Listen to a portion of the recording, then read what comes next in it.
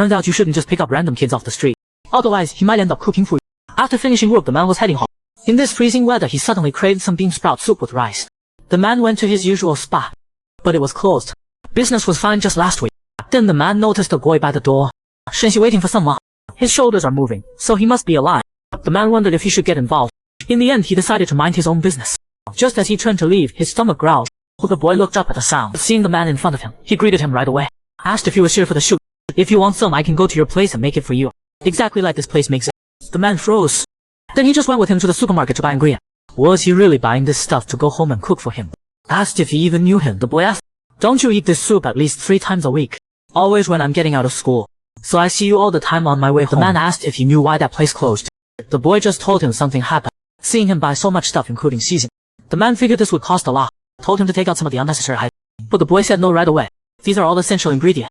The cashier looked at them. Started to wonder about their relationship. You two don't look like father and son. These days, there are too many creeps out there. The man rushed the boy to start cooking. Don't touch anything except the kitchen stuff. Thinking back to that scene, this kid actually helped him out. Seeing the boy shivering from the cold, the man told him he never turns on the heat at home. Anyway, you're cooking, so you'll warm up quick. Everything's in the kitchen. Looking at the empty kitchen. But the boy was shocked, asked if he really didn't cook at home. The man told him it's easier to just buy it. Then he went to take a shower. The boy got busy. First he washed and prepped the beef. Put them in boiling water for a bit, then took them out. Seasoned with shrimp paste or soy sauce. Chopped up scallops and peppers. Then put them in a bowl with the bean sprouts. Added the bean sprouts and remaining ingredients to cook. Then cracked an egg in. Delicious bean sprout soup with rice was done.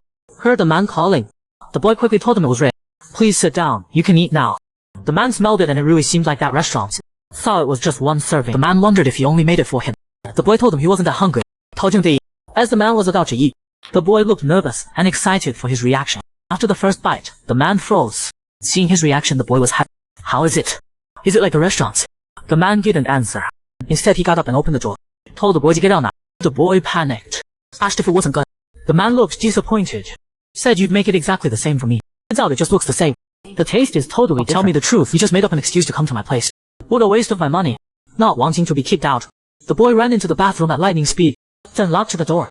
Jiggy the man to let him stay. Promised he wouldn't cause any trouble. The man was furious. Banged on the door, told him. The boy explained he had his reasons. Actually, I'm the son of that soup restaurant owner. But my parents died in an accident. I got nowhere to go, please. But the man's anger didn't fade. Told the boy to open the door while he was still being nice. The boy told him he wouldn't leave this bathroom. Not until he agreed to let him stay. After a standoff, the man outside suddenly went quiet.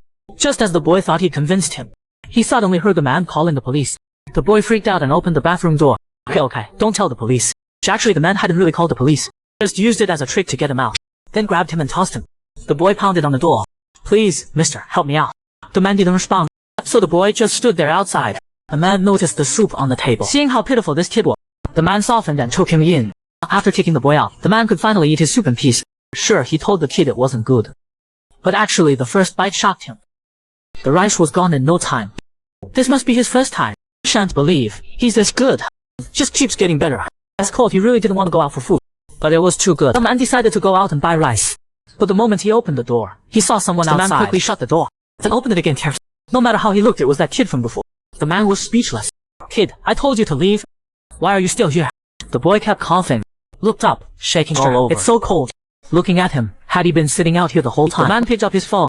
Was about to call the police. But in the end, he didn't. He brought the boy inside. His face was so pale. If he stayed out there any longer, he'd really be in trouble. Then asked what his name was. Suddenly saw the name tag on his clothes. He didn't know why he was so insistent on staying. But the man made it clear he wasn't rich. And he wasn't the type to take care of people either. How can you just show up at someone's house? Just go home. The boy told him the only thing close to home was his relative's place. He had such a bad relationship with his parents they didn't even come to the funeral. Rather than deal with those people, he'd rather live with a stranger. Still, the man asked if he even knew who he was. Zhongyu wondered if he was some kind of criminal. Hearing he wasn't, Zhongyu was relieved. Then it's fine. The man was totally speaking. No, I have a problem. You think I'm joking? I know you've got problems, but that's your business. I have no money and I don't like playing babysitter. You seem smart enough. Why can't you understand? Zhongyu pulled off the towel on his head. I get it. Once I warm up, I'll leave. Suddenly so obedient. The man didn't know what to do. He looked dejected. After hearing what you said, mister, feels like all I did when we first met was make the man. You must be exhausted. Sorry for bothering you.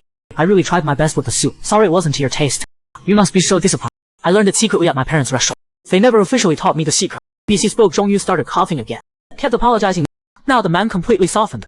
agreed to let him stay for a month. Hearing this, Zheng Yu was thrilled, jumped up completely different from his fragile state early, asked if he really should.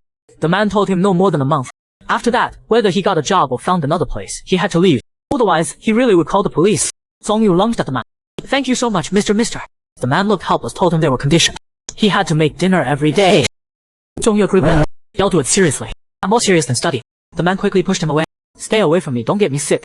Then the boy asked what his name was. The man told him it was Pei Chen. At bedtime, the man asked if he could get to school by himself. I'm telling you now, I'm just taking you in. I'm not handling anything else. Zheng Yu told him school starts tomorrow and he could get there. Looking at the man lying in bed, Zheng Yu asked if there was only one blanket. The man looked annoyed. I live alone. Why would I have extra blankets? Either sleep in the corner with the blanket or use your coat. Zheng Yu chose to sleep in the corner, but wondered how a man who didn't even like hot could be okay with sharing a blanket with someone. It was his first time sleeping next to someone. He couldn't fall asleep. Meanwhile, the man next to him was out cold the moment he lay down. Thinking about school tomorrow, Zheng Yu tried hard to fall asleep. Then he rolled over and pulled all the blanket away, having pretended to sleep. The man was fuming inside but couldn't show it. When he touched him, the man got startled. Is his body so cold? He doesn't seem sick though. Maybe it's his constitution. The house was already cold enough. Now the man regretted taking it. The next day after sunrise, Zheng Yu opened his found himself lying on the man's arm. What's going on? And it's so warm. You'd better quietly get up. Then his phone alarm went off. Zheng Yu jumped up to turn it off. But the man woke up anyway. Zheng Yu awkwardly greeted him. Did you sleep well? Seeing the man's fierce expression, Zheng Yu got scared. I'm Zheng Yu, I came to stay here yesterday. After shaving, the man turned into a total hottie. Zheng Yu was stunned.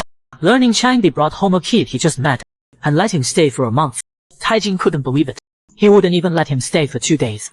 I wondered if the kid had something on Changdi. And what about school? Now facing Taijing's flood of questions, Changdi looked exhausted. Just mind your own business. Then he just walked away. After using the bathroom, he thought about what Taijing said. Letting that kid stay at his place for a month might have been a bad call. If he became his guardian. Then he thought about that scene at the supermarket. The way that kid defended him, it felt like he knew him from before. Back at school, Zheng Yu was happy to see his best friend. Deiji asked how he'd been. Seemed thinner than last time. Then brought up that man. He still doesn't know about your condition. He didn't tell him. Zheng Yu figured it was too soon to say anything. It felt like it was fine not to tell him.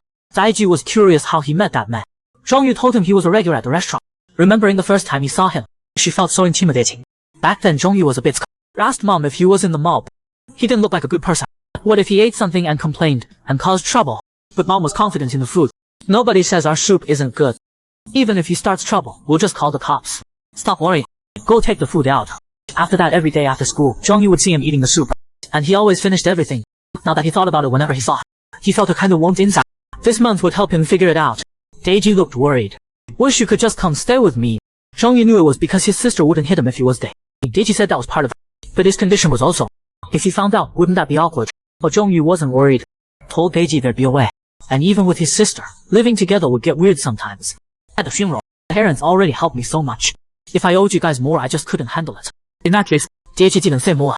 If anything happens, come find me anytime. You're always welcome. Also, is that man in the mob? Is that feeling you have about him real? Zheng Yu was pretty confused too. Couldn't really say why. At home, the man was washing up. He shaved him forever. To distract people from the scar on his face, he just let the beard grow. After a while, the man's beard was completely gone. Then Zheng Yu came home. Seeing the shoes at the door, he realized the man was home. It's been a while since he'd come home to someone being there. But he rushed out this morning. Was he embarrassed? Went to the kitchen to start dinner. Then suddenly saw the person in the bathroom. Zheng Yu froze. Who is that? Ever since learning he was a young guy, Zheng Yu wanted to get closer to her. Seeing Zheng Yu constantly coming closer, Chen China backed away. Why are you coming here? Can't you see I'm washing up? Zheng Yu reached out and touched his face. Wow, you're not a middle-aged guy.